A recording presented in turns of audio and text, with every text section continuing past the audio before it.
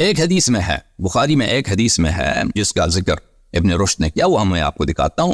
وہ کون سی حدیث ہے؟ وہ سقیم بخاری، چابدار احیاء التراث العربی، صفحہ نمبر 145، حدیث نمبر 740۔ یہ کون سی کتاب ہے عزیزو؟ باب کتاب الاذان، کتاب الاذان باب ہے یا فصل ہے؟ وضع الیمنی علی الیسری، ہاتھ پہ ہاتھ رکھنا، دائیں کو بائیں پہ رکھنا، یعنی ہاتھ باندھ کے نماز پڑھنا۔ اچھا اب سوچیں کہ یہ بخاری، اس میں کتنی احادیث ہوں گی نا؟ حدیث کوئی نہیں، اس میں کوئی حدیث نہیں۔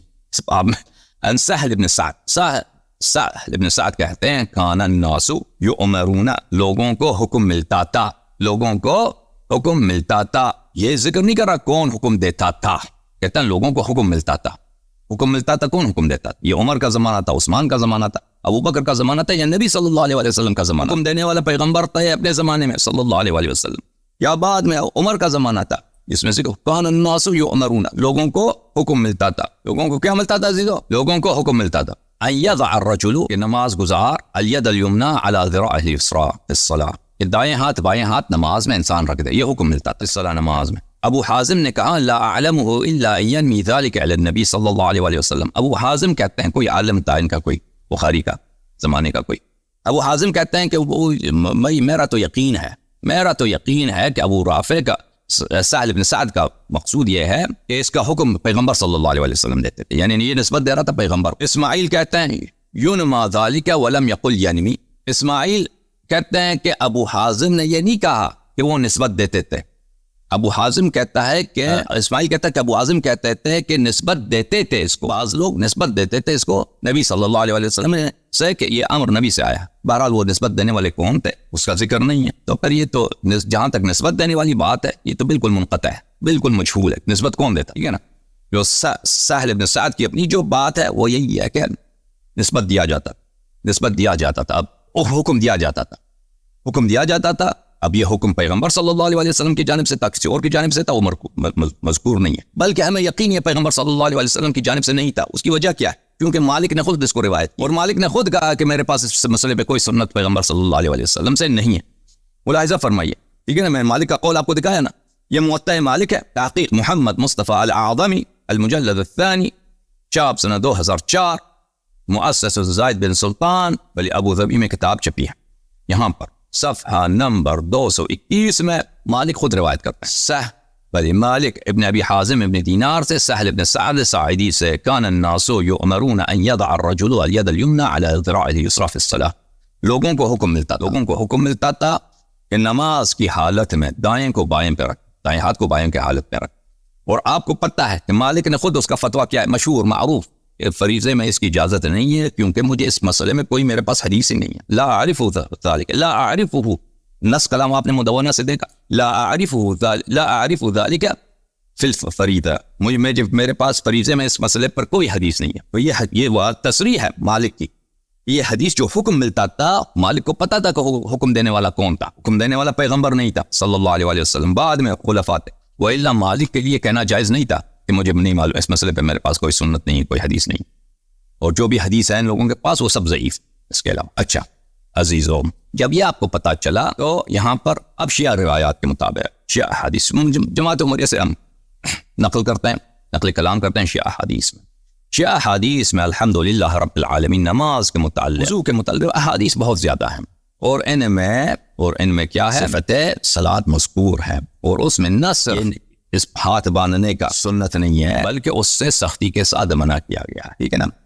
اس سے منع کیا گیا ہے، اور اس کے علاوہ بالعکس اس کا حکم دیا ہے کہ اپنے ہاتھ کو لٹکاؤ، اپنے ہاتھ کو چھوڑ دو، اپنے ہاتھ کو ارسال الیدین، اسبال الیدین، ارخاء الیدین، یہ سب اس کا مطلب کیا ہے؟ لٹکانا، چھوڑنا، ڈھیلا کر کے چھوڑ دینا، یعنی باندھنا نہیں، ٹھیک ہے نا؟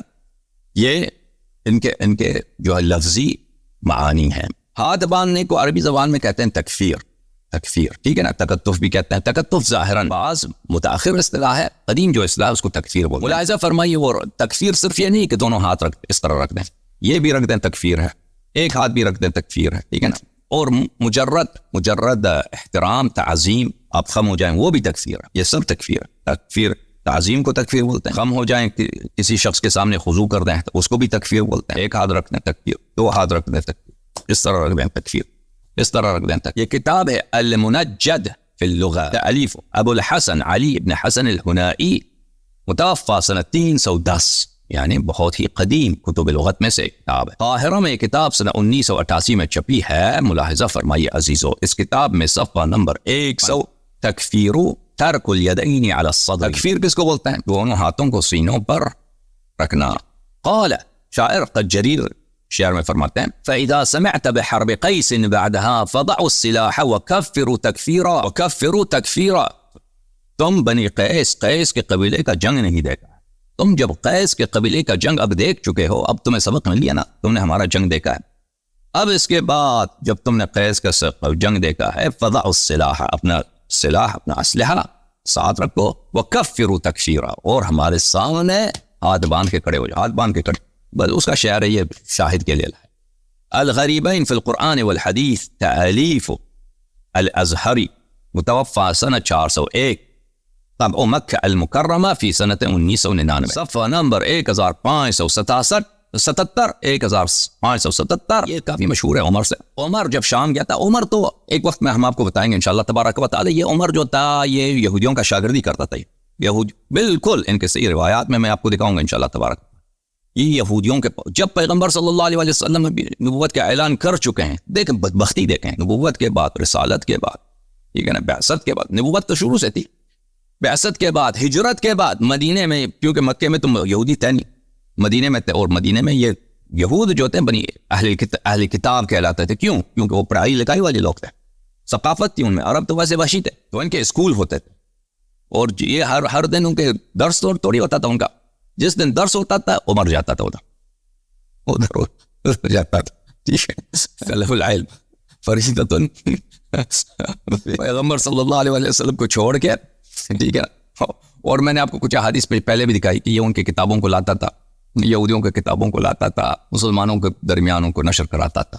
اور کعب الاحبار جو یہودیوں کا بہت بڑا عالم تھا، عمر نے ان کو صحابہ کا مفتی بنا دیا اپنے دور خلافت، وہ صحابہ کو دین سکھاتا تھا، یہودی۔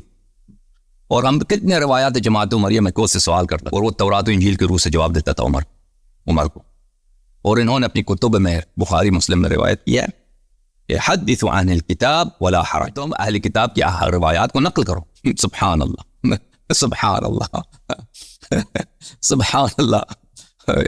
حالانکہ خود قرآن کہہ رہے ہیں کہ انہوں نے اپنی کتاب چینج کیا، ٹھیک ہے نا، ان کی کتابیں جھوٹی ہیں، تو کہتے ہیں ان کی روایت کو نقل کرو، تو ان کی کتابیں بڑی پڑھی ہیں۔ اچھا، تو یہ عمر کے زمانے میں بیت المقدس شام جو ہے وہ جنگ کے ذریعے بیت المقدس فتح نہیں ہوا ہے، انہوں نے یہودیوں نے اس کے ساتھ جو ہے صلح کر دی، اس کے ساتھ محبت میں انہوں نے، یہودیوں کا شہر تھا بیت المقدس، یروشلم جو بھی کہلاتا ہے، یہ جنگ نہیں ہوئی اس میں، کیونکہ ان کی اس کی دوستی تھے، وہ انہوں نے چھوڑ دیا۔ اچھا، یہ پھر خود شام چلا گیا یہودیوں کی محبت میں، ٹھیک، وہاں پہ گیا تھا یہ۔ لما قدم الشام لقیہ المقلسون بالسیوف والریحان، جب یہ شام گیا تھا، مقلسون اس کے تعظیم کے لیے یہود آئے تھے، وہ گل لائے، وہ پھول لے کے آئے تھے، اور ان کے ہاتھوں میں تلوار، وہ زینت کے والی تلوار جو ہوتی ہیں، اس کے لیے انہوں نے فل ڈسپلے کیا تھا، فل اس کو کیا دیتا، پروٹوکول دیا تھا۔ اچھا، وفی الحدیث لما رأوه قلسوا له، اور جب انہوں نے عمر کو دیکھا ہے، یہودیوں نے جب یہ آیا، شام کو آیا، یہودیوں نے دیکھا، یہ تو یہودیوں کا علاقہ تھا، انہوں نے دیکھا کہ عمر آ رہا ہے، تو انہوں نے عمر کے لیے تقلیص کیا ہے، یہودیوں نے تقلیص کیا۔ تقلیص کیا ہے؟ تکفیر، التقلیص و التکفیر، تو انہوں نے عمر کے لیے تکفیر کیا، یہودیوں نے تکفیر کیا، وضع الید علی الصدر خضوعا، انہوں نے ہاتھ، یہودیوں نے کیا کہتا، بلے احترام میں عمر کے سامنے ہاتھ کو سینے پر رکھا تھا، ٹھیک ہے نا۔ اور ہم بعض روایات میں بھی مشہور معروف نہیں ہے، ظاہر الناسخ التواریخ میں ہوگا، اس میں شیعہ کتب میں، تو عمر نے انہی سے سیکھا، جب دیکھا تھا کہ یہ بھئی احترام کا یہ طریقہ کار ہے کہ یہ یہودی اس طرح کرتے ہیں، مجوس وغیرہ کو بھی اس نے دیکھا تھا کہ ان کا طریقہ کار یہ احترام کا، انہوں نے کہا اس کو نماز کا جز بنا۔ بہرحال یہ ابھی ہمارے پاس کوئی عمری مصادر میں سے کوئی طریقہ نہیں ہے کہ عمر نے اس کو اس طرح دین میں داخل کیا تھا۔ بہرحال کسی نے بھی داخل کیا ہو، بدعتی پہ اللہ کی کتاب ہے عزیزو، الصحاح اللغہ، الصحاح تاج اللغہ و صحاح العربیہ، تألیف بل اسماعیل بن حماد الجوہری، 1956 میں قاہرہ میں کتاب چھپی ہے، یہاں پر صفحہ نمبر 808 میں یہاں پر التکفیر ان یخضع الانسان لغیرہ، انسان اپنے دوسرے کے لیے کیا کرے؟ تذلل کرے، احترام کا مظاہرہ کرے، اپنے آپ کو چھوٹا کر دے، تکفیر بولتے ہیں اس کو۔ کما یکفر العلج للدحاقین، علج بولتے ہیں عزیزو دہقان، دہقان بولتے تھے بڑے زمینداروں کو پرانے زمانے میں، دہقان بولتے تھے ایران میں، فارس میں جو بڑے زمیندار تھے اس کو بولتے تھے دہقان۔ علج بولتے تھے ان کے جو عام لوگ تھے، علج عام لوگ تھے، ٹھیک ہے۔